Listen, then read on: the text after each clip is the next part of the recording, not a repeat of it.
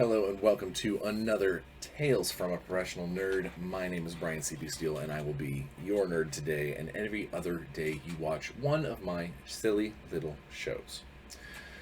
Alright, so week in Bryan. Let's take a look. First off, it's been a good week. It's been a solid week. Lots of great stuff. Work-wise, I started doing some voiceover work. Technically, I guess that's voiceover. It's audiobook work. I'm going to be reading some audiobooks, getting paid for that. I can't really talk about which ones they are until the contracts are set, and then I will let you know. But it's very cool that I get a chance to read them, so it makes me happy.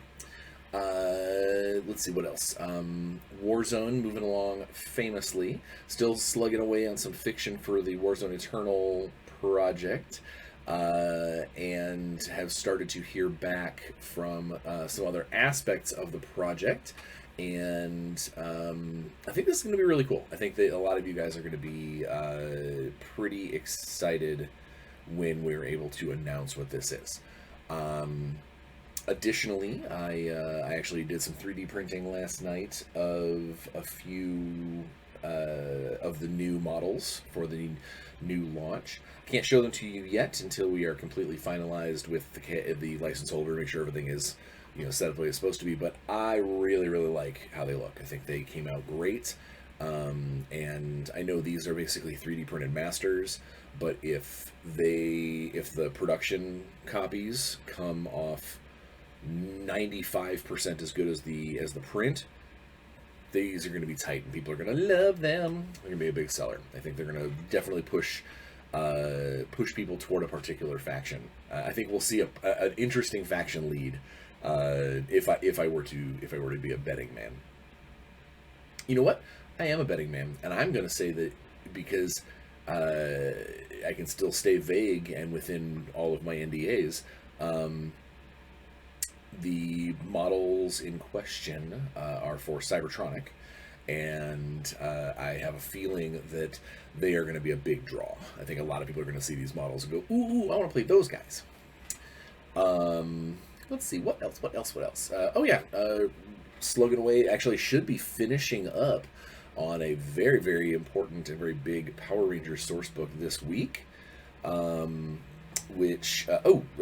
weird is happening. Hang on one second.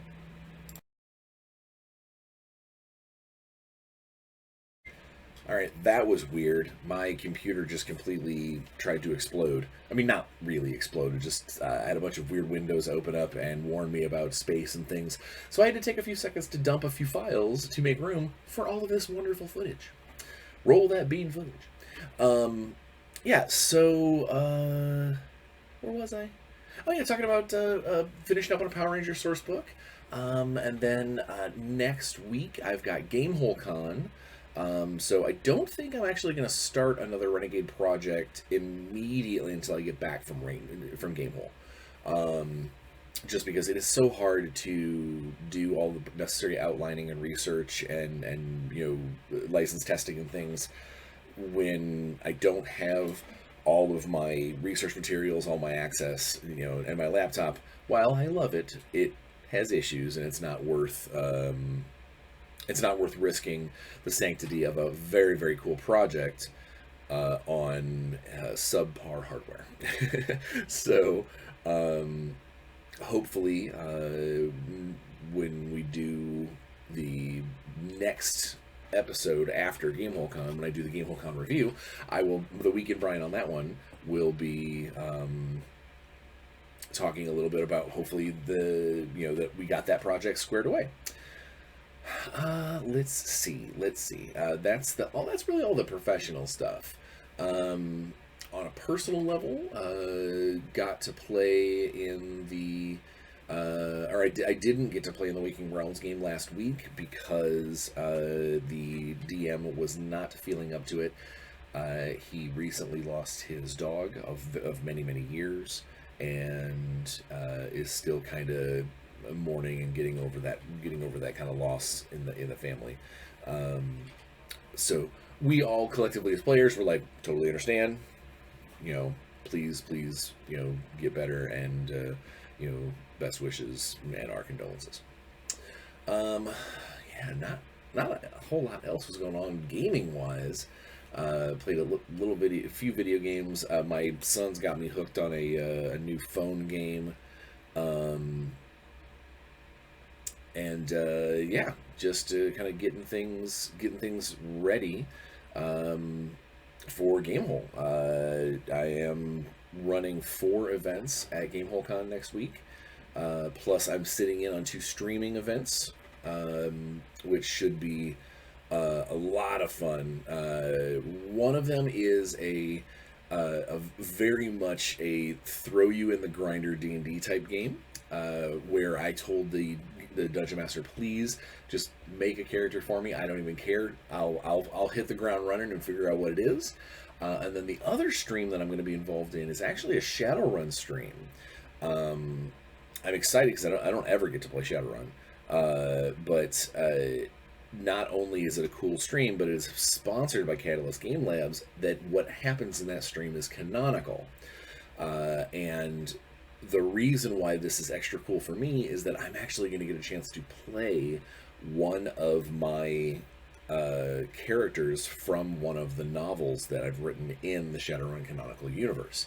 Not one of the starring roles, but one of the co-stars. But I'm extremely excited to portray the character, and basically kind of get the audience, whoever's watching the stream, or if there's an audience there in at Gamehole. I don't know if that's the case. Whatever the case may be, basically it's going to give me an opportunity to show one of the more colorful characters from my novel Control Issues, and we'll get to see, people get to enjoy the character outside of the story, and then hopefully, if all goes well, they'll go check out that book and get into that character in an existing story that's already being told. Yes, that's really Gamehole. Getting prepped up for Gamehole. Oh yeah, this weekend I have a charity chili cook-off. Those of you who know me or who've been following me at all, I'm a bit of a foodie. I love to be in the kitchen. I love to cook. I love to experiment. And I am making a Cajun-themed kind of a chili etouffee. Sort of. It's like, I know that's kind of a misnomer, but it is almost like a jambalaya chili, a jamba chili, jamba juice. No, you know what I mean. I'm excited. I get to start doing the prep on it tomorrow. Get it cooked tomorrow night, and then we show up on Saturday for the actual contest itself. I've never been in a chili contest that wasn't just like a couple of friends at a party kind of thing. This is like a legitimate. They put flyers up all around town, and they expect they'll probably have 10 to 12 entries, and of course all the money goes to charity. Yeah, you can win a prize. I think first place is like $200 or something, but it's kind of tradition that whoever wins then turns around and gives that money back to the charity, which is exactly what I plan to do if I win or place or anything. For me, more than anything, it's just going to be kind of cool clout, to be able to say I'm the 2022 chili cook-off champion, cancer awareness chili cook-off champion, but also all the people who bring chilies and cook chilies at the cookout, we get to eat completely for free. There's like other vendors, there's like hot dog vendors, there's I think there's a pizza stand, there's a bunch of food trucks and stuff that show up. And if those of us who pay our entry and bring the chili, we get to eat for free. So, yeah, I'm excited. That'll be a lot of fun. A nice way to spend a Saturday afternoon. Yeah, I think that's really it. Just getting everything geared up for Gamehole, and yeah. So, I don't want to be like boring week in Bryan, but normal week in Bryan, just work and otherwise. Oh, I did have a really, really cool conversation with a blast from my past. Very soon, I'm going to do a special episode here on the show to celebrate my 20 years of uh, being a contract employee in this industry. Um, Basically, of being a creative, of being a author and game designer. Technically, I could probably go back another 2 years if I wanted to count like unpaid magazine articles and the occasional like playtest credit, but like actual game design and game authoring. Uh, I started roughly in the fall of 2002, so that's right around now. So I want to go ahead and do um, a look back over the last 20 years of some highlights and things. And I talked to a blast from a past recently, and there should be something really cool I can do with that episode. So we'll see. Fingers crossed. That'll happen pretty soon. But without further ado, we actually have this is our. I did one more of these, or I did one of these a month ago. Q&A with a gamer. So this is going to be Q&A with a gamer number 2.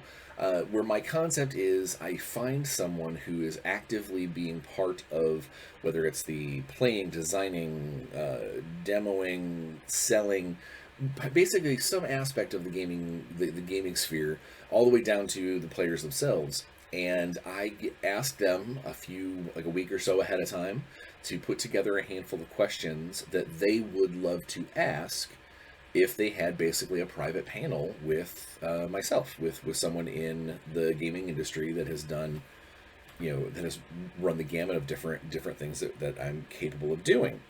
And this month we have a fabulous gentleman named by the name of Justin. I've known Justin actually for a long time, but he has a very interesting view on the gaming universe because he is basically a professional convention volunteer. He has worked for a ton of different companies doing demos and running events and stuff for companies at conventions. And I figured that this would be a really cool person to have some neat insight and some interesting questions about their aspects of gaming. So, you know what? Let's go ahead and run to that clip and talk to Justin.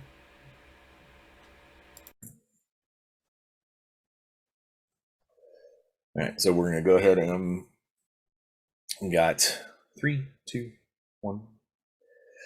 Hey everybody, and welcome to the aforementioned Q&A with a Gamer Part Dos.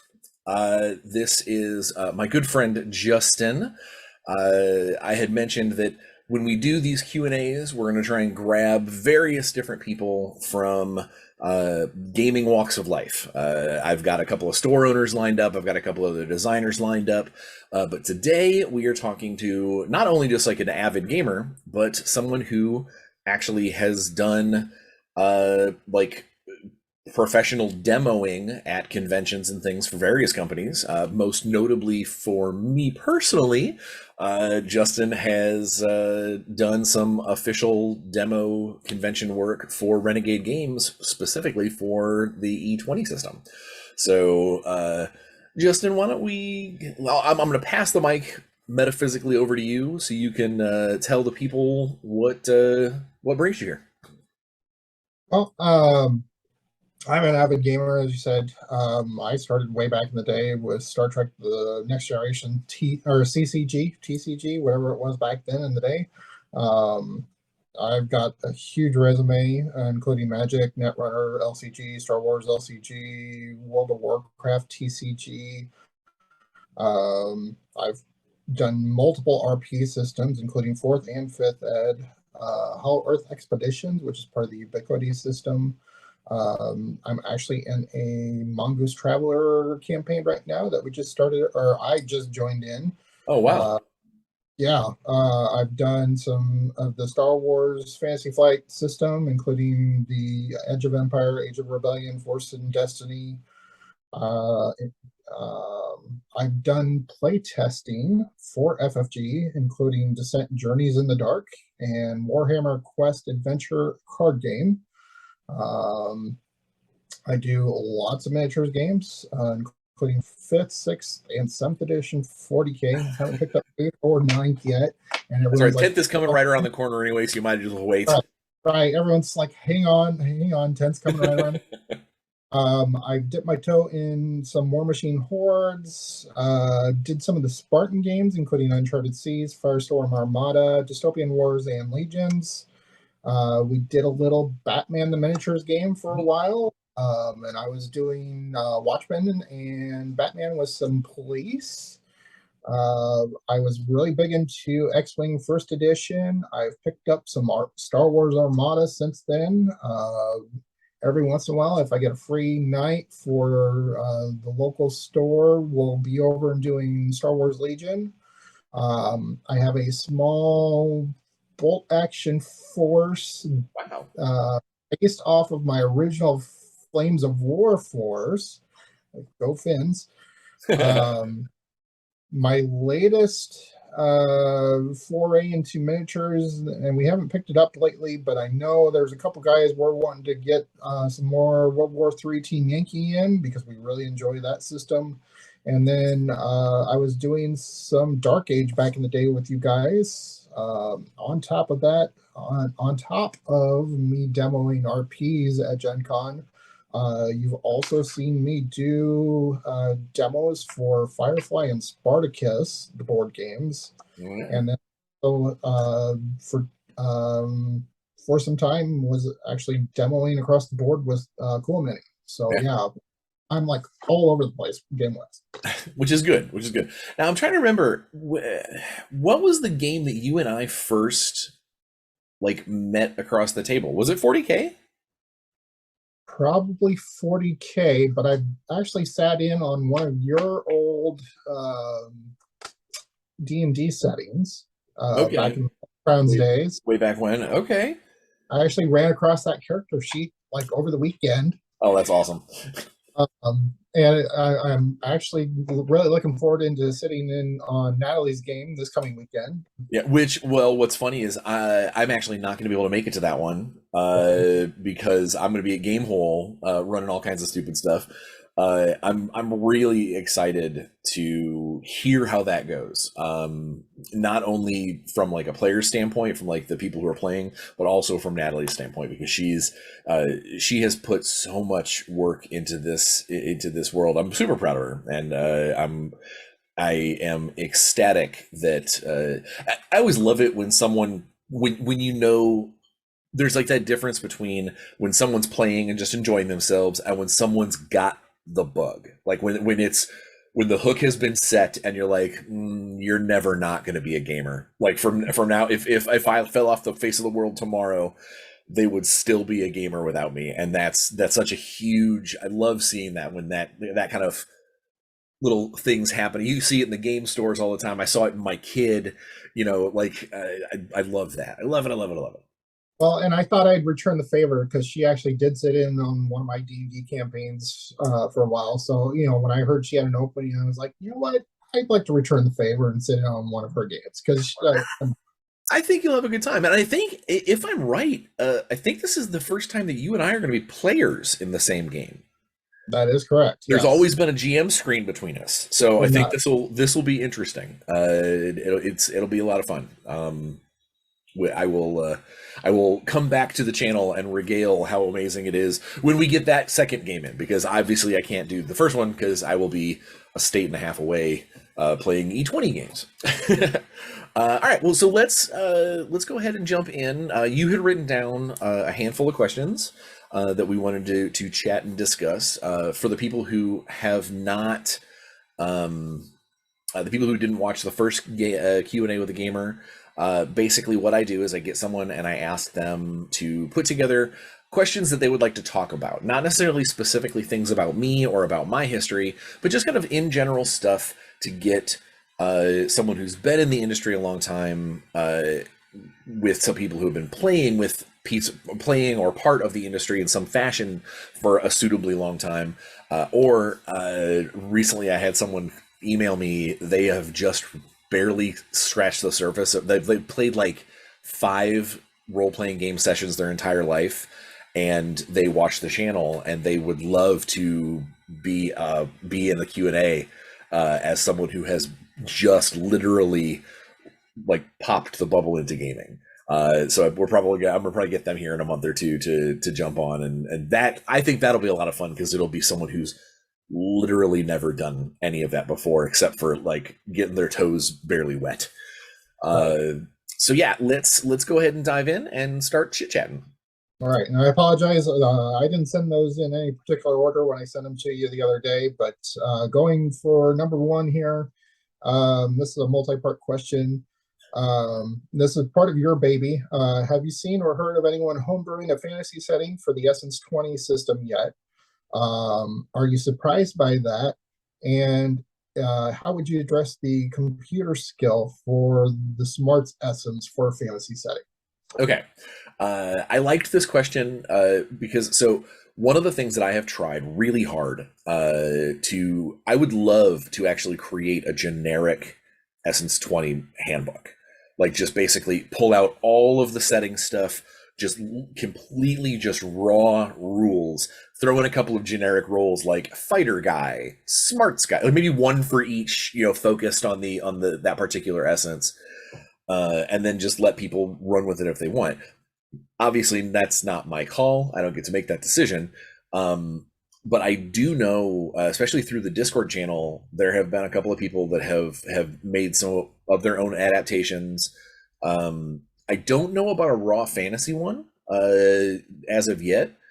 I think when a couple more of the magical sources, when the source books that have a little bit more magic, not just friendship being magic with My Little Pony, but like some of the Power Rangers magic, and if we ever get around to doing like a Cobra Law source book that's got kind of that biomancy for G.I. Joe, I think that people will be able to start borrowing from a lot of those different things and kind of create their own fantasy setting. Now, I know I would love to get a more fantasy-esque, like even if it's fantasy with a little bit of sci-fi added in, like Masters of the Universe or Thundercats, where there's vehicles and stuff, but it's mostly, swords and sorcery with a touch of, oh, that guy's got a whip that retracts. Okay. Oh, there's spaceships, but there's no spaceship fights. Or even along those lines, Silverhawks. Yeah, I would love Silverhawks so much. But yeah, like I think that those licenses would be able to do real well. I think a nice either soft fantasy or like a real super deep like hard magic fantasy setting would be a great companion to add to the E20 family.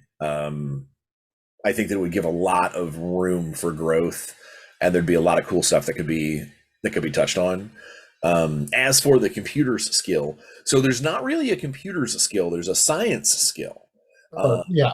And but your question is perfect, because rather than which oddly enough, during the birth of E20, during those meetings where before any of the books were even written, there were longer lists of skills, and computers was on there. And one of the things that we did was we trimmed out the ones that were almost setting specific. And the conversation came up that was like, well, computers are everywhere. And someone pointed out, they were like, when's the last time that you saw a My Little Pony character on a computer? Or let's say someone gets, Hasbro gets this crazy, Hasbro WotC gets this crazy thing and says, we want to go ahead and have you guys do a single D20 or a single E20 D&D source book. That's going to literally take skills and just basically say this skill doesn't exist. Whereas with something like a science skill, we were able to, in a source book that has not been released as of yet, that deals with some other eras of time, we went ahead and put in other specializations of the science skill that fit to that era. So if it's something like an older medieval times sort of thing, instead of having science geography or science, you've got like science astrology, science alchemy. There's ways to apply that kind of mentality of I'm doing cool things in a lab, but not necessarily like hardcore, high end physics. And I think that that's the same thing that we would do if we got a deeper fantasy setting. Is we would just basically come up with more specializations that we would hope players would lean on to come up with cooler stuff. If that makes sense. All right. So then moving on, this is a little bit more personal here for you, Okay. Pastor. Are there any systems that you haven't tried but would like to?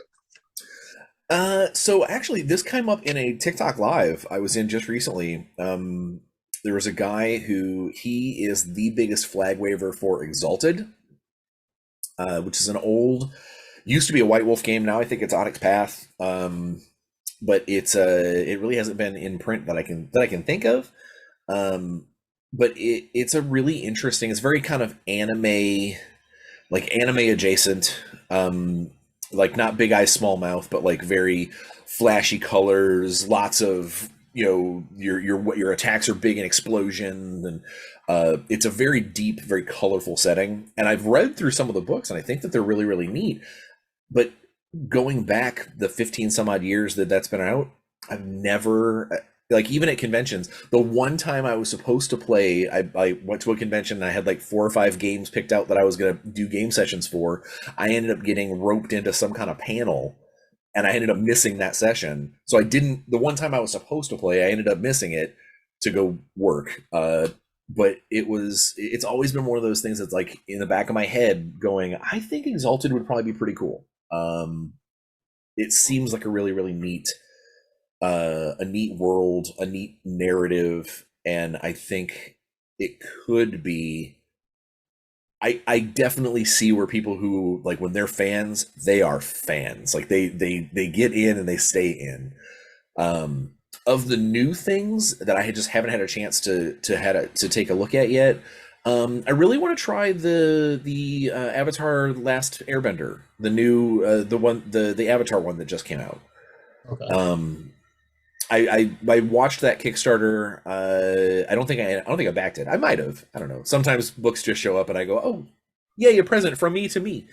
But I think it looks neat. I like that world. It's an interesting story, and I kind of want to see how they apply different aspects of the cartoon. Same thing with the Dragon Prince role playing game. I haven't had a chance to look at that either, but I loved that cartoon. I devoured my kid and I devoured the first 3 seasons of that. Like, and then there's just nothing. And I know that there's a game that they created, but I haven't seen it. So that's probably it. All right. So I'm typically a little bit more introverted, with a more analytical than charismatic personality. The characters that I typically portray, my player characters, and even my DM style kind of reflects that. What, if any, tips and tricks do you have for someone like me to break out of our little comfort zone, Okay. and have more fun with role playing as opposed to role play? The as someone who saw this question written out, he means roll ROLE and ROLL. It was actually very clever when I saw it. I think the biggest thing. So I will freely admit I have never had an issue with being introverted. Even when I was a young child, I was the one that was like running up and licking strangers' faces.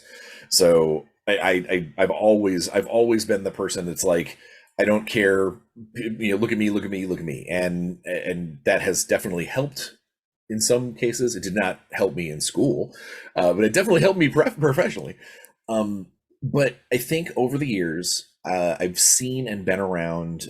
Natalie is very introverted as well, and she has talked to me at great length about the things that she's had to overcome and stuff. I think the biggest things that I've noticed when it comes to introverts, kind of eventually, as you put it, coming out of their shell, no turtle jokes, is I think the two biggest things is as long as you are willing to voice, whether it's privately, doesn't have to be something at the table. It can be something that you wait until afterwards, and you come up to them after, come up to the DM afterwards, or come up to a player afterwards, and basically go, things got a little weird in there, and I want you to make sure that I'm having a good time, or I didn't have a good time. As long as there's communication there, even if it's in private, you do it at your own pace.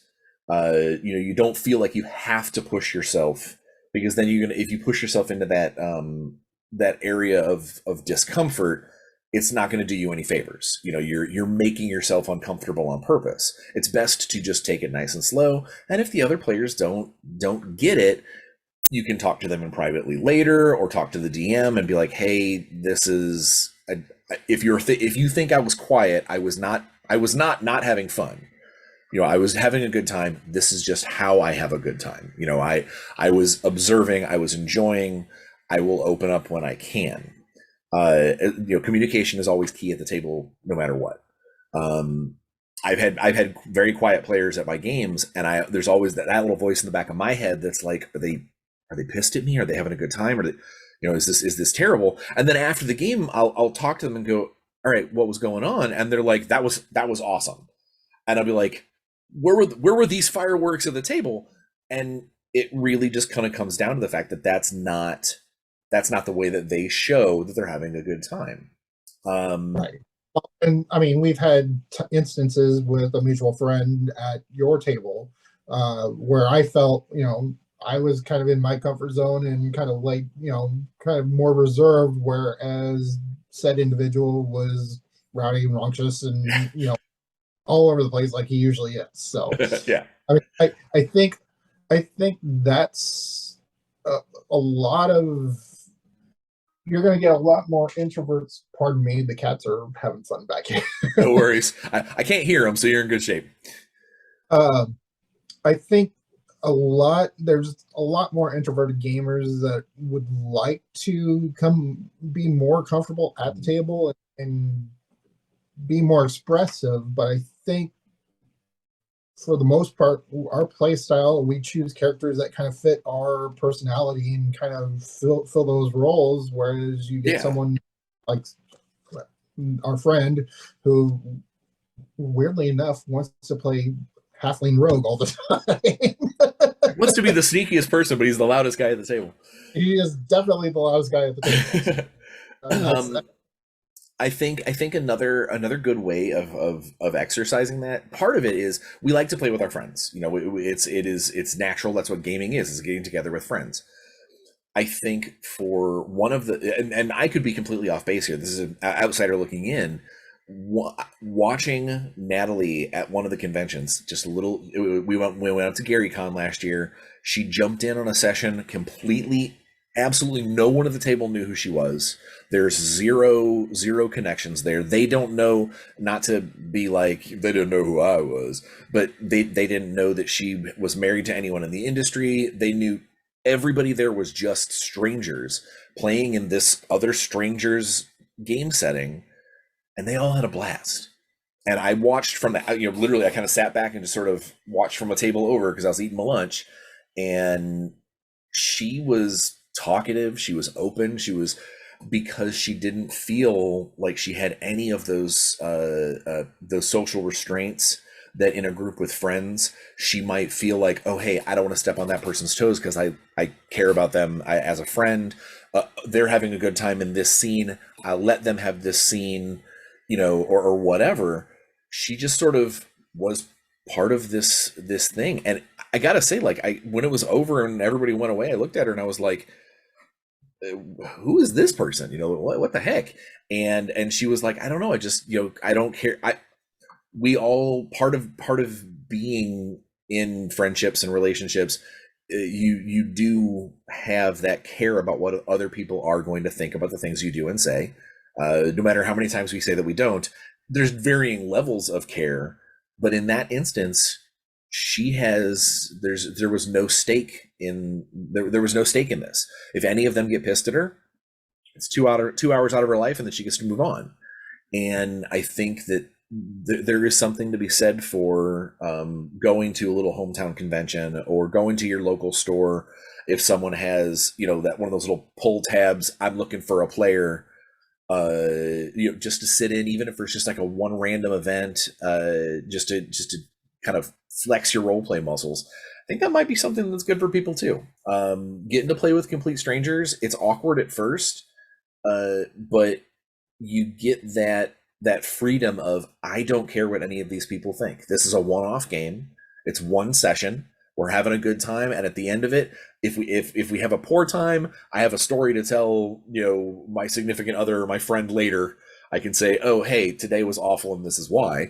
But if we have a good time, then I've got the exact same. I have a good story to tell too. I think that it's just almost like social practice, if that makes any sense.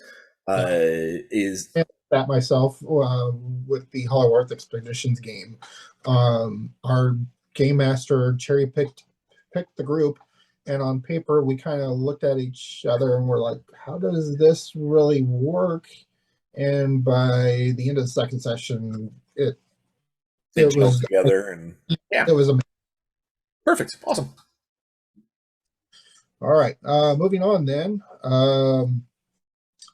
Through conversations with you, through conversations with Natalie at my table, I think we're both all on the same wavelength on how we treat WotC's new material as it comes out. Okay. Whereas like the books are more of a tool set or toolbox as opposed to basically how to run the game. Yeah. It gives you a set of tools. You can change the tool set or change the toolbox to what you need to make it the game you need to make it. Do you like that approach that they are taking first? And then do you think that approach hinders any new players or GMs that are just starting out? And finally, then how would you make any changes to this approach? Or any advice you might give to new players or GMs along those lines? So, my view is I'm a little more strict on the rules stuff than others, because it's a designer in me that basically says someone worked hard on these rules, we should stick by them. Like it's. And I know it's a personal thing. I've had that conversation. Let me clarify this a little bit better. Then, so like the newest release with Spelljammer. Okay, yeah. Everyone was kind of looking for more of a predefined actual storyline, campaign line along those. Gotcha. Along okay. Book or along that setting. Okay. Even more open ended, where here's the basic framework. Go and have fun with it. Make your adventure. As opposed to, okay, we're going to set you in a box in that universe. I love sandbox style setting books. I think things like Descent into Avernus, Curse of Strahd, they have some writing issues, but like I think that it's really neat when they create a narrative arc book. But I think there's a big difference between narrative arc books and setting books. Things like Spelljammer, which is, here's a very rough how-to. This is how you can introduce this stuff into your campaign. This is how you can create your own Spelljammer campaign. Now, I think that if they come out with another hardcover book that's like Search for the Spelljammer, like the actual ship itself, that's an actual like narrative adventure style book. My view is, if you're in one of those narrative style books, you can adjust it to what you need at your table, but you should probably more or less follow to what it says in those covers, because you're running a story, you're running an adventure.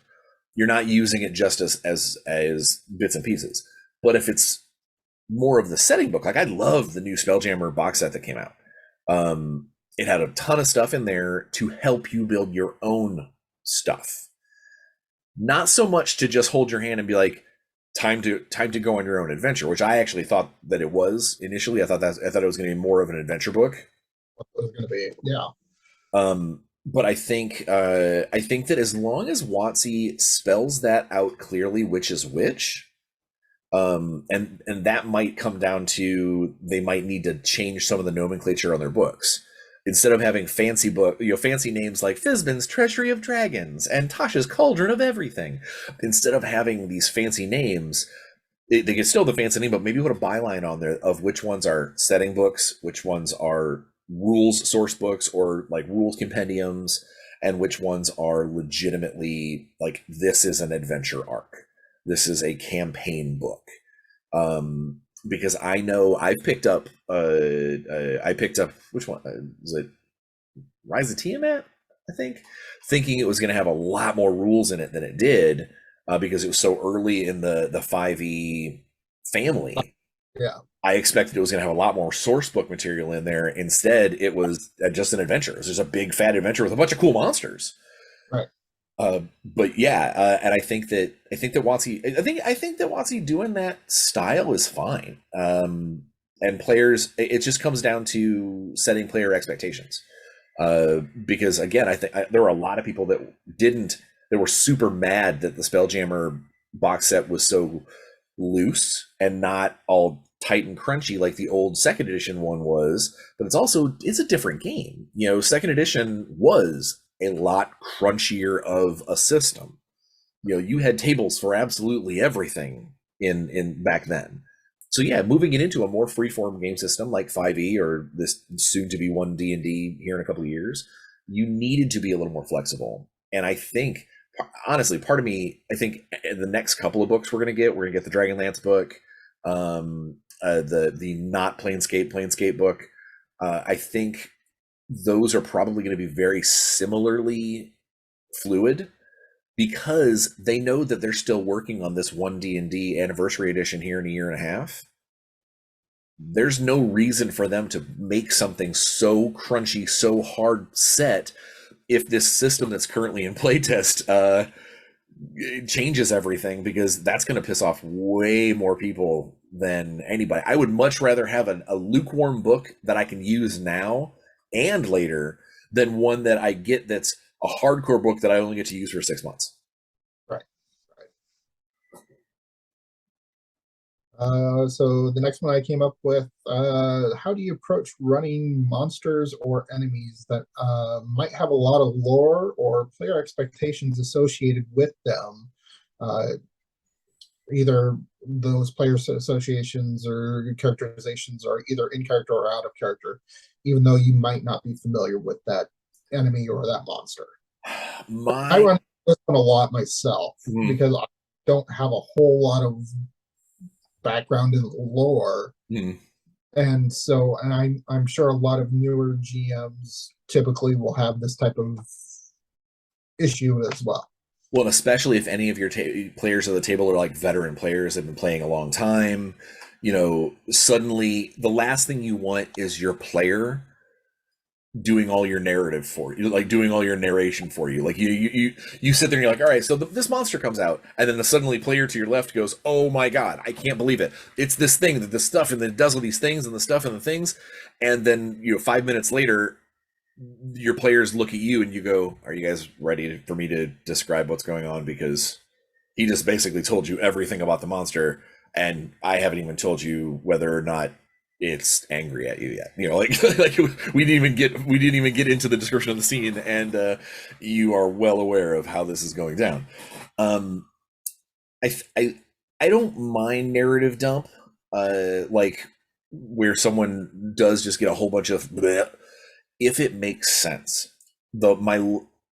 I got into I wouldn't call it an argument, I will call it a friendly debate with a player at the table once, because there was a critter that was introduced, rah, rah, rah, rah, and it has a very well known, for D&D players, it has a very well known weakness. But these are all a bunch of second level characters. They've obviously never fought anything like this before. And then suddenly everyone's like, here, quickly switch to your fiery, use your torches. And it's like, why would your players do that, friend? So where does it have this guy? Does he have a collar on that says highly flammable? Where does this come from? And I think, especially dealing with new players mixed with old players, because you'll see the veterans, they'll find a way to kind of figure it out. I'll throw fireball because it's my most damaging spell. Oh, look, hey everybody, the fireball worked. Well, yeah, fireballs kill lots of things. But I think one of the things to do is have the new players, don't make them waste actions to do it, don't make them ask to do it. Basically just look at the table and go, hey, if anybody wants to make a nature check or an arcana check or a religion check, any of the kind of like speed of thought style skill checks, because that's also one of the things that has always bugged me. Rules as written to take a skill test takes at least takes some kind of action out of your turn.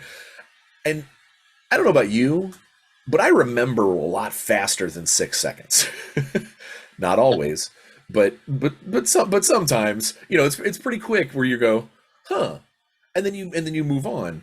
So I would say, if you want to try and get some narrative information, or if you want to try and defeat that metagame style of, oh, I know, is you just have everyone at the table throw the skill die, and unless everybody rolls abysmally low, you pass that little bit of information, that important factor or whatever, to whoever rolls the highest. Or if everybody rolls really well, you go, okay, as an adventurer or as a member of this universe, you've sat around the campfire when you were a kid, and your old grandma and Nan used to talk about how they Uncle Stan fought the trolls off with nothing but a fiery hot poker.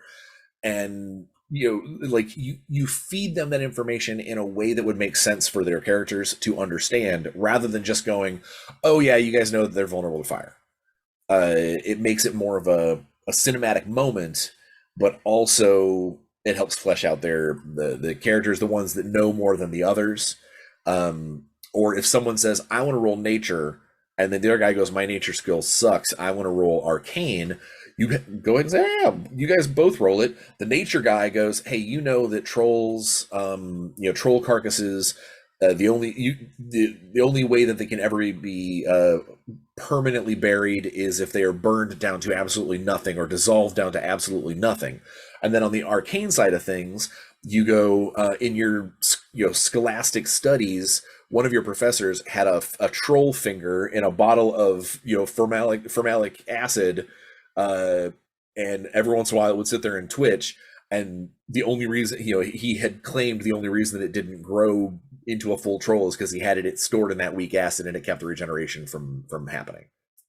And it gives that guy a little story, it gives this guy a little bit of story, it gives your player something to work with, it lets you give out that lore without just dumping it in their laps, and it helps keep the scene to a speed of thought style. If that makes any sense. I could be rambling. No, that works. Thank you. Moving on then, we've got two more. The next one, so I myself, due to my schedule constraints, typically will run pre-made stories, pre-made campaigns out of a book, basically. Yeah. That being said, I do have to improvise out of the book because someone has to cancel last minute, that type of thing. But I do get a lot of questions in regards to, why haven't you ran a homebrew? Why haven't you ran your own setting? Would you have any recommendations in regards to world creation to help someone that's kind of looking at possibly making their own setting, making their own universe to role play in? Absolutely. There are, hell, I could probably do an entire episode series on world building, and who knows, maybe I might. I think the biggest the biggest things is when you're trying to set up your world, is you figure out, like, you sit down with a piece of paper and write out your, like, the top 8 questions if you were a player in your world, like the top like 8 things that you would want to know. This, how prevalent is magic?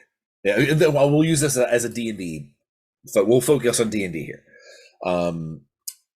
How prevalent is magic and magic items? Is there a big bad?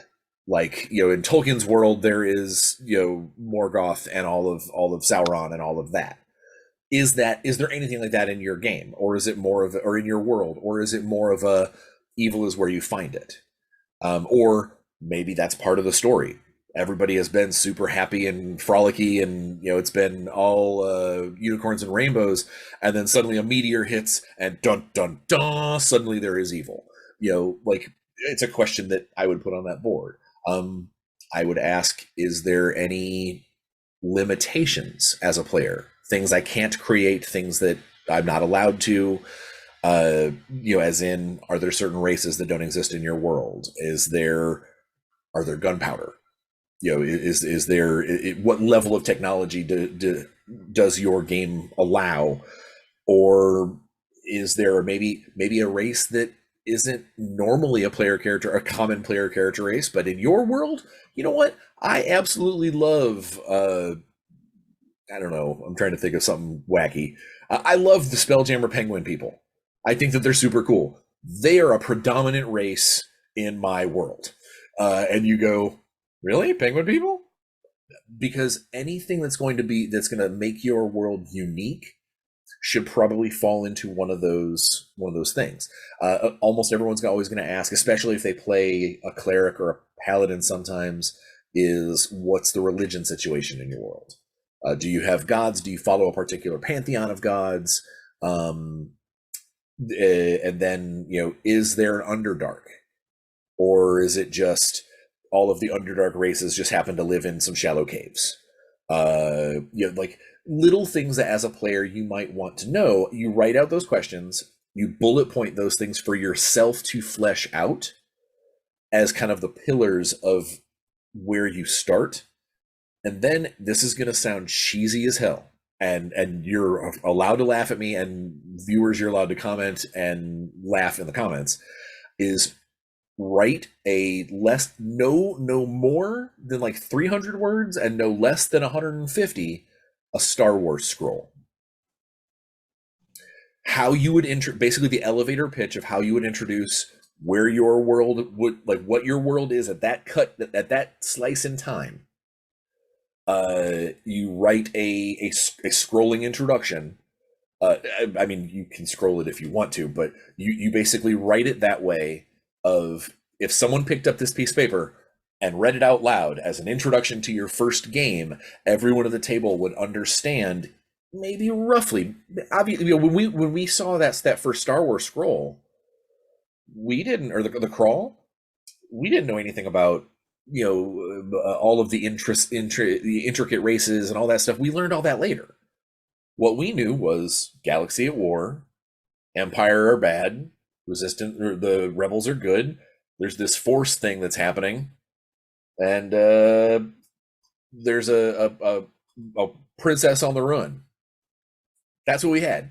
But it was enough that your table was set, your players were interested, and then from there you can just flesh it out based off of those other questions, those other pillars, and you literally just build on your world from there. But that crawl, that initial narrative pinpoint in time, is essential as far, and people, like I said, people laugh at me, be like, "Oh, I had to work Star Wars into it."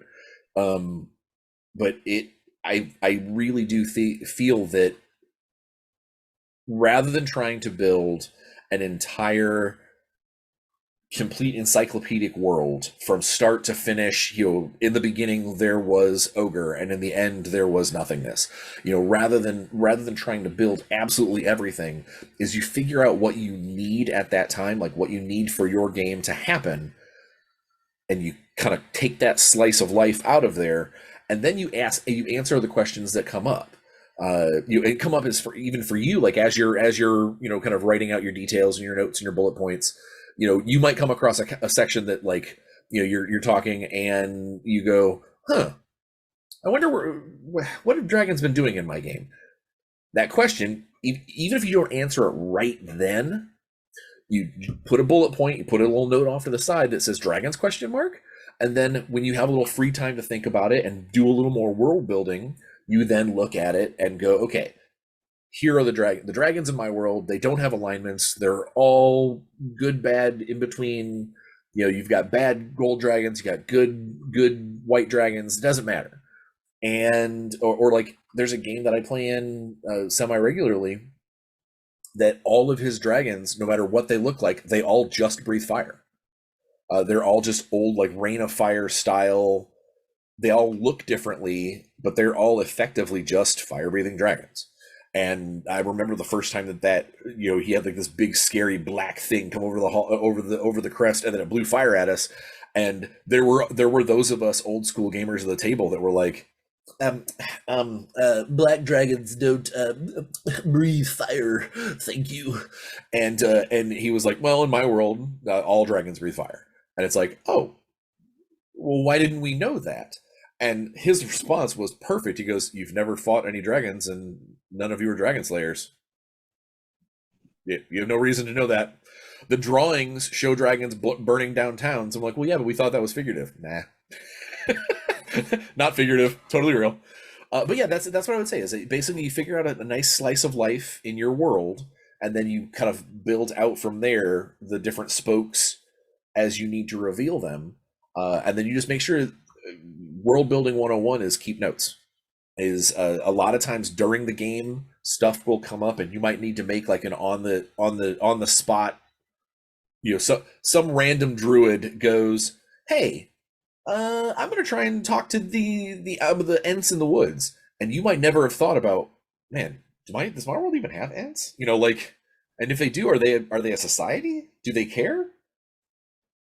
Are they friends with the elves? Maybe they hate the elves. Like you might end up making your own little story off of what happens in that moment, but you've got to make sure you keep track of what happens in that moment. Otherwise, when you go back 6 months later or you run a new campaign in your world and that friend that ran that druid scene comes back and goes, remember the time that we had the elves and the Ents fight against each other, over the price of sawdust? I don't know where I'm going with this. And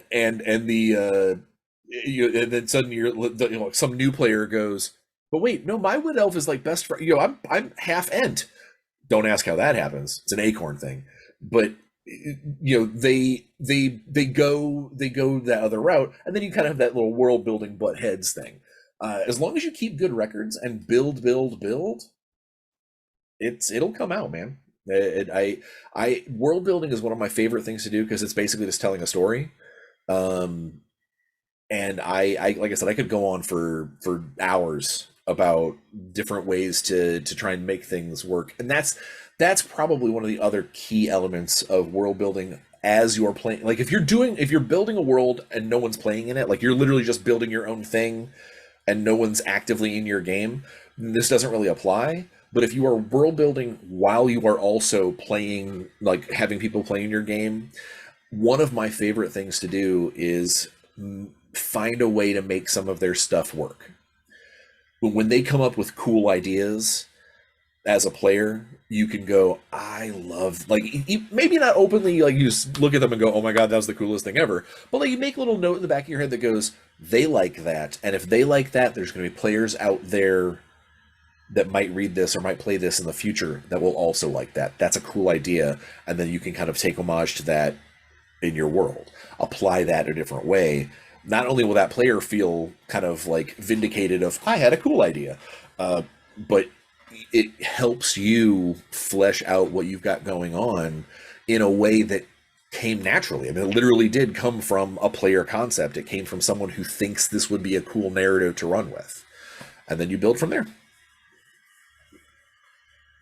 All right. Like I said, hours. I could go hours and hours. Yeah. Yeah. So finally then, my initial campaign out of the block for D&D was Storm King's Thunder. And at the time, I worked at one of our local game stores. And the idea was we were supposed to run Storm King's Thunder over a course of 12 weeks. That 12 weeks between the pandemic and scheduling and everything else turned into 3.5 years. Yep. And there were a couple of times where I felt the burnout. How do you get around burnout from storytelling, regardless of what system? I was going to say, yeah. Firm campaigns where they just seem to drag on forever. The two biggest things I think to help fight GM burnout is, and this sometimes you need to tell your players ahead of time. You need to kind of let them know, hey, about every 6 sessions or so, we might want to take a board game break. We still meet up as a group. We still get together and enjoy our time together. We talk about the game, but we're not playing the game. Like maybe we get together and just chit chat about cool stuff that has happened, is happening, and we play play a board game, or get together and watch a movie. Just you do something as a group together still, so you're not losing the momentum of getting together, because that is honestly the fastest way that any campaign dies, is when you've missed 3 or 4 sessions in a row and it suddenly becomes almost impossible to get everybody together. And then, not only has the momentum of the game lapsed, but when you do get everybody together again, nobody remembers what has happened. An entire season has gone by, and they're like, all right, so what happens when we got, what was happening last time we got together? I have no idea. You might as well start something fresh. And I think that's making sure that even if you just get together a couple of players, because sometimes if a group's, say a group is 6 people and like 2 people can't make it, playing with 4 players is still pretty good, but it always leaves you with that situation of what happens to those 2 players that aren't there. Sometimes you look at those other 4 players and you go, hey, rather than continuing the game right now, how about the 4 of us do a one-shot prequel? We'll use different characters, or maybe we'll use our characters, an alternate version of our characters. We're all our own grandparents or whatever, and you just run a fun little thing just to keep everybody interested and keep going. But if you don't want to run something, like if you honestly are just like, I need the week off, I need some time to stretch, you can offer one of the other players to run a one shot. A lot of times the players are also GMs in their own right, or maybe there's something they want to try. Or like I said, you'd be like, hey, let's get together and play How to Catch a Predator or whatever, whatever new board game is coming out. I suggest the Great British Bake Off game. It is fantastic. I'm not kidding. It is actually amazing. But it's just something fun to keep everybody together, to keep people getting together and staying friendly and staying happy and staying thinking of themselves as a gaming group, not necessarily a we are role playing tonight group. And then that might be enough to recharge your batteries. If it's something that is more of a deep burnout, like the game has come kind of screeching to a halt, everything is screwed up, I'm just having a hard time with it, I think the biggest thing to do as a DM or as a GM, if you're running into that kind of situation, is you sit down with your players, maybe over some chicken wings and a beer. You go out to dinner and you go, guys, I have hit a brick wall with this game. It is not your fault. It is no fault of anyone's here, but even if it is, and you just go, I kind of need a break. What do you want to do? Do you want to pause this game and pick it up here in a couple of weeks after I get a chance to kind of relax? Or do we want to move to a different chapter in the story? Do one of you guys want to run something for a few weeks? you just have open communication with your table, because the absolute last thing you want is to feel like you are obligated to run a game. Because if you don't want to be there, your players will know. They might not recognize it immediately, but they'll go, "We didn't really do anything this session," or "All we did was fight stuff this session." You ever notice that all we've done is fight stuff the last 3 sessions? Like there's no role play, there's no interaction. There's just, all right, roll dice, break stuff, game's over. Like they'll eventually pick up on the fact that you're having a hard time being there too. And it can be a drag, as a game master to hit that brick wall and go, I can't do it right now. And you need to be able to be honest with your players, and they need to be okay, because you're a player too. As a DM, you are also a player. You are part of making that story. Your random dice are, you're playing the game with them, and the whole point of it is for everybody to have a good time. And if anybody at that table is having a bad time, you got to try and figure out what it takes to facilitate back into that spirit of things. If it's one player having a rough time, you can ask them what's the problem. You can say, hey, what's going on? What can I do to help get you back into the swing of things? Or you excuse that player for a couple of weeks, take a couple of weeks off, have a Mai Tai, enjoy, relax, chill out, come back when you're ready. Or it could be maybe that player is just really tired of their character. Like they made this character thinking it was the coolest thing ever, and now that they've played the game for a couple of levels, and they're like, I'm the most boring one trick pony of all time. You work with them to come up with a narrative out to pull them out and come up with something new, something that will keep them fresh and back into the swing of things. As a DM, that's a lot harder to do, because you're the one that's kind of running the show. So if you're the one that's hit that brick wall, your players can't really look at you and go, what do we need to do to help you? I mean, they can. That's probably not going to happen unless you ask them, hey, I need help. I've hit that brick wall. And there is zero shame in saying, I need to take a break, guys, because no one's going to look down on you for saying, we've been at this a long time, and I just kind of need a breather. Let's do something. And especially if you say, let's do something cool during that breather. If you look at your players and say, I want out for now, and I don't want to do anything, they're probably going to think the campaign is over. If you're literally just kind of shutting it down and be like, I don't, for 1 week, one session, that's fine. I've done that before, where I just literally said, guys, I am not in the right headspace to play. You do not want me to be rolling dice against you tonight. This will go poorly for everyone.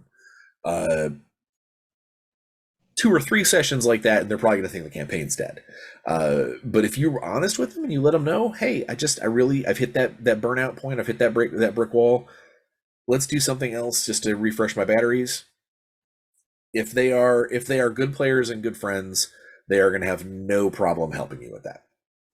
And if they do have a problem with that, then they need to be asking themselves a completely different question. If they're like, no, you're running for us no matter how painful it is for you, that's the guy saying, no, get up to bat with your broken wrist. Like, they don't have your best interest in mind at all.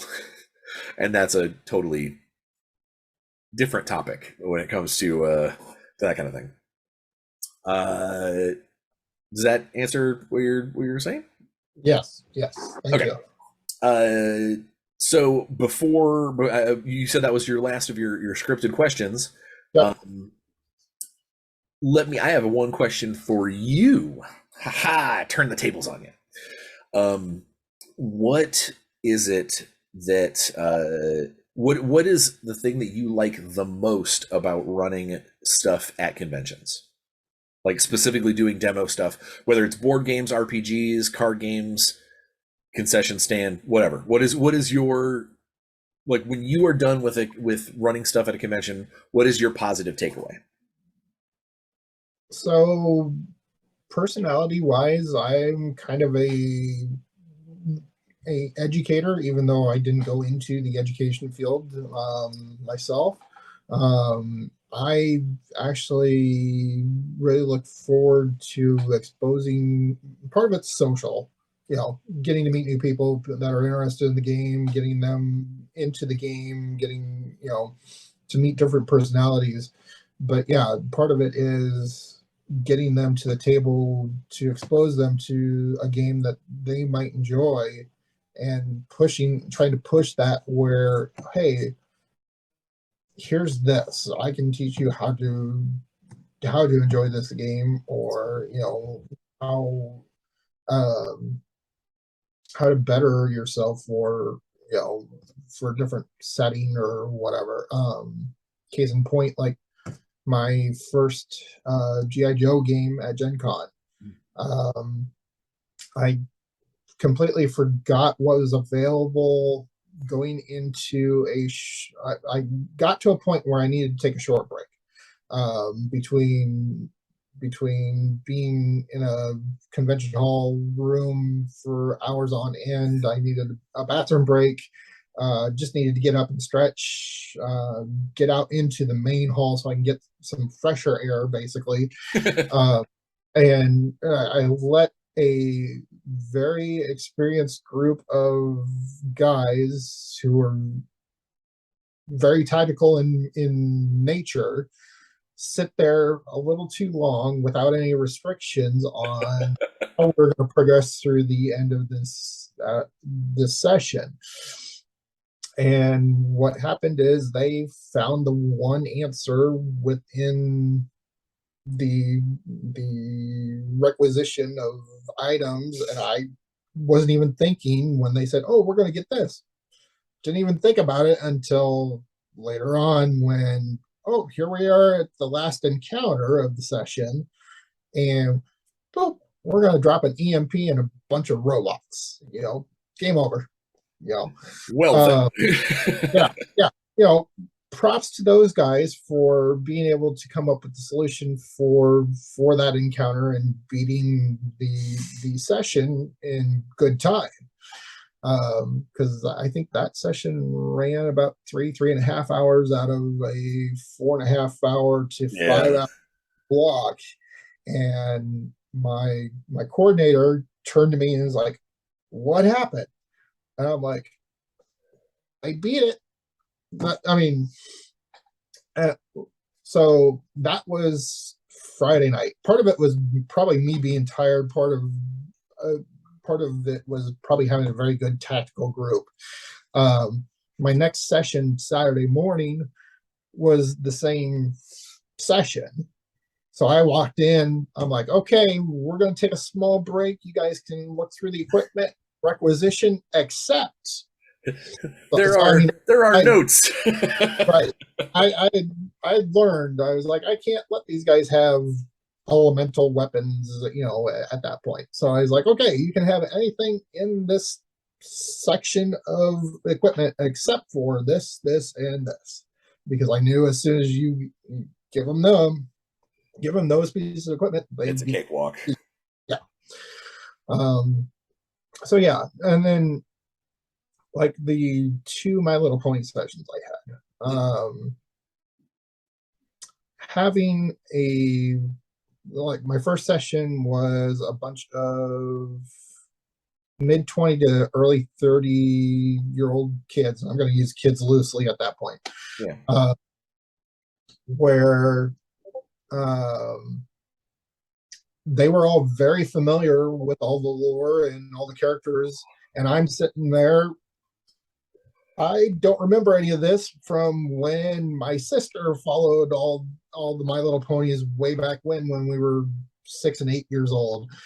But being able to expose them to a role play system where they can enjoy that setting and those characters and interact with each other in a different manner, as opposed to, oh, we're just going to chuck dice at a board game.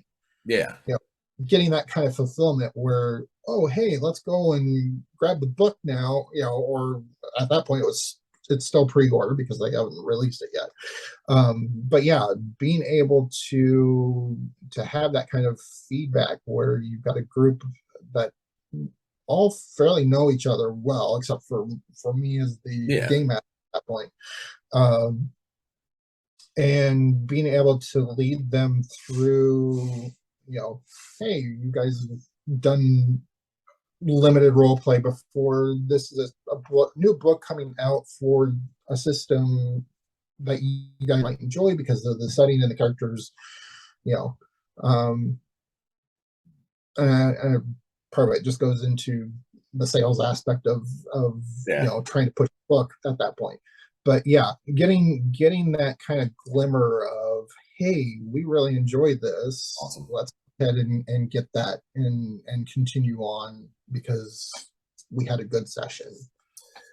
That's good. I like that. I one of the things that I've said from God for years and years at this point is that the demo staff, the volunteers, the people who run the games at the shows, they really are like the actual like trench soldiers of getting a game out there. Because I know I've been through games where the person who ran it was lackluster, and when I left that session, I was like, I don't really need to go pick up this book. Didn't really care for the game when it had nothing to do with them, where it leaves like a bad taste in your mouth and you're just like, bleh. Or if you get somebody who, you somebody who sits there at the table and they couldn't care less who you are. You are player number A675, alpha, and that difference being the next guy who you sit down on the table and they go, hey Chad, where are you from, like they have good rapport, they start talking to you about things, for those 4 hours you're together, you actually feel like a gaming group. And I think that good demo staff, people who have worked in the fields for lots of different places, people who get companies return to say, hey, can you come out and do this again? They're worth their weight in gold. And I'm just, it seems to me that you do a very good job. I've never sat in for longer than a few minutes at one of your sessions, but you seem to do a real good job at it. And like you said, you had players that were obviously ecstatic about, they didn't have the game in their hands. They're not going to be able to have the game in their hands for several months, but they were fine with it. They had a good time and they walked away. They went home telling their friends about that game session that they played. They might not remember you personally, like your name, your persona, but they know that they had a person that represented Renegade. They had a person that represented that game. And when they walked away, they're going to talk about the stuff you did. They're going to say, oh, the game master, he did this thing and he didn't see it coming. Hell, even the guys that figured out the EMP trick, they're going to go home and go, so we played a G.I. Joe game and we high fives to us. We figured it out before way early. Like we beat the mission super early because we figured it out. They walked away feeling good about the game, feeling good about what they did, even if it wasn't what you intended, because you were able to roll with it well. You were able to, I'm sure you probably didn't look at them and go, oh, you guys shouldn't have had that. Oh my God, I can't believe you beat everything already. You probably, sold it to them that they did a good thing and that they walked away thinking that they got one over on you. And that's awesome. Yeah, I mean, not that they got one over on you, but it's awesome that they walked away with a positive light. And for anybody who's out there that remotely wants to get involved with demoing, every game company that has a presence at shows, it is worth asking. The worst thing that they can do is say they don't have any room for volunteers at this time, or we don't have any demo tables at this show, see us at the next show.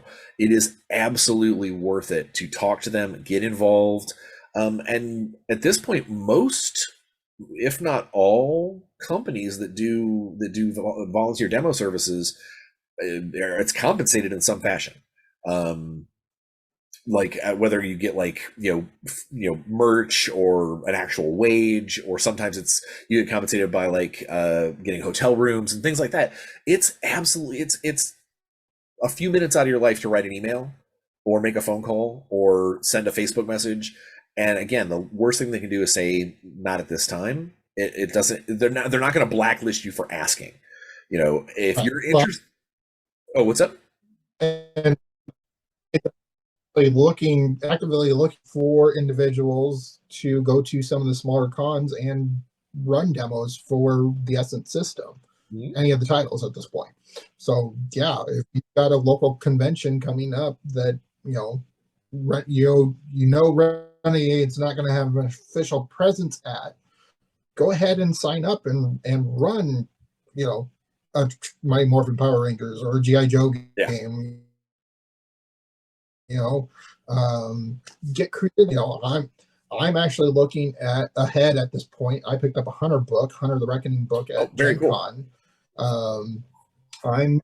I'm looking ahead at trying to possibly run a Hunter game at Gen Con maybe next year, if not the following year, That'll be because I cool. think that'd be fun. It gives some of the guys, because I know we had a very limited number of guys that were running World of Darkness stuff between Vampire and Hunter at Gen Con. It Okay. gives them a little bit more of a break. It doesn't put as much pressure on them, and it adds a little bit more variety. You might have someone that signs up for a vampire game with one guy, signs up with another vampire game with another GM, because they've got two different session names, and then, oh hey, look, there's 200 sessions now as opposed to just a one Hunter session. Yeah, So absolutely. yeah, I mean, I'm looking to expand my repertoire out with that as well. So Well, Justin, thank you so much for taking time out of your day and asking and answering some questions with us, participating in Tales for Professional Nerds question Q&A with a gamer. And we will probably for you viewers, you will actually hear more about Justin and his character in Natalie's game shortly. Here in a couple weeks, I'll hear a little bit of information, then you'll get a more in-depth when I actually get a chance to play with him. But aside from that, if there's any parting words or anything you would like to say, or let the viewers know, now is that time. just go out, have fun, stay safe, get vaccinated, keep wearing your mask if you need to. I feel like I'm stealing your I was thunder going to say, I there, was like, they're going to hear this again in a few minutes. but no, go out, have some fun. If you've got that itch to run a game, scratch it. Absolutely. Start out small. You don't have to do a grand campaign, Storm King Thunder, as your very first campaign ever. Start out with Saltmarsh. Do one of the chapters of Saltmarsh, and if that goes well, you can bridge it to the next chapter. You can build your campaign out of that way. And Um, if you're feeling that maybe you don't even want to necessarily, you're super not sure about getting your feet wet and you don't want to spend any money, go to Drive Through RPG and find whatever their free stuff of the day is. There's all kinds of 0 or 1 penny downloads that are like single stop adventures. They might not be the greatest adventure in the world. They might not have fancy art or anything, but it will give you something to work with. And Justin's absolutely right. If you want to run a game, if you want to be part of it, be part of it. So you'll see me here in just a few seconds in a different capacity. But Justin, it was awesome. Thank you so much. I will see you soon. yes, thank you. Well, that was awesome. I love Justin to death, and he's a great guy. And I know he mentioned several times that he was, kind of an introvert and pulled back and withdrawn. But I've seen him at conventions. I've shadowed some of his games, and he does a great job. He does a really, really good job. And more importantly, he has a very good understanding of what it takes to do a convention demo, or run a convention event where you could spend half your session arguing about rules, or you can do get the gist of the rules, play the game, have the players enjoy it, get them to get up and leave the table happy. That is the sole purpose of a gaming demo or a gaming convention, is to have those players leave the table with a positive outlook. Now that doesn't mean cheat. That doesn't mean flub your rolls, or oh, my guy's doing a stupid thing. It doesn't mean anything like that. It just means make the experience something that they will remember. A lot of times at gaming conventions or gaming events, players do so much stuff jam packed into those couple of days that they forget about the little ones. They'll actually go, what was that board game that we played, because they played 10 that day. Your goal as a convention volunteer, as a demo volunteer, is to be memorable in a good way, and for them to remember your product, because that's effectively what we're trying to do for the company, is to get them to remember that product, remember to order that product, whether it's from them, buy it at the store, order it from one of the distros, whatever the case may be, is but remember have a positive outlook on the product itself. And that I think that Justin does a really good job with that. So I'm glad we got a chance to talk to Justin.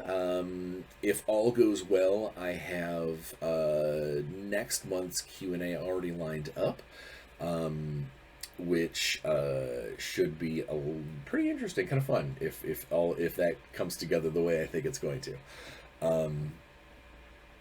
The Transformers core rulebook for SS20 has been starting to appear in the wild, so you might be able to find that by the time this video comes out. You might be able to find that at your local game store, which I highly recommend. It is one of my babies. I absolutely love Transformers, and I love the SS20 system is one of my babies.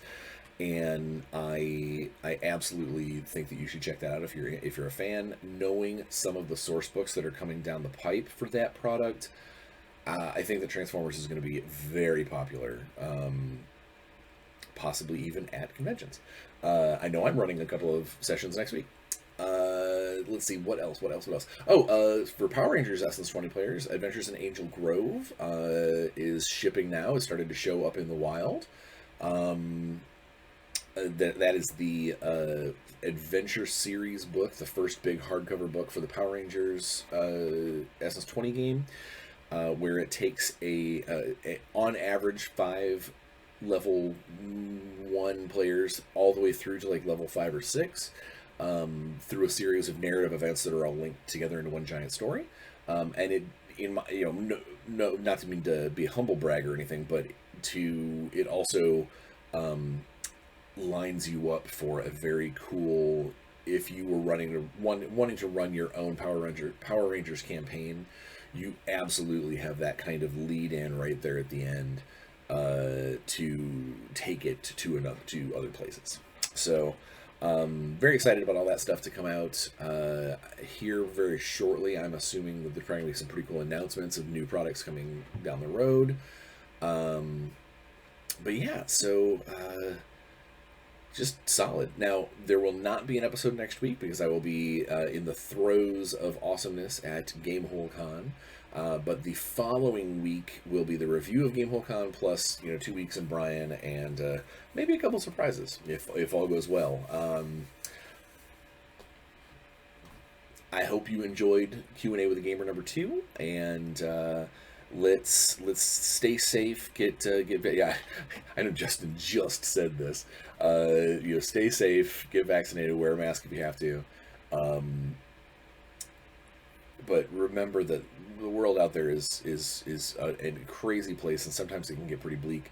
It is up to us to try and brighten the world around us, and leave every room just a little bit happier than when we got there. So put a smile on your face and go out there and play some games. We will see you in 2 weeks.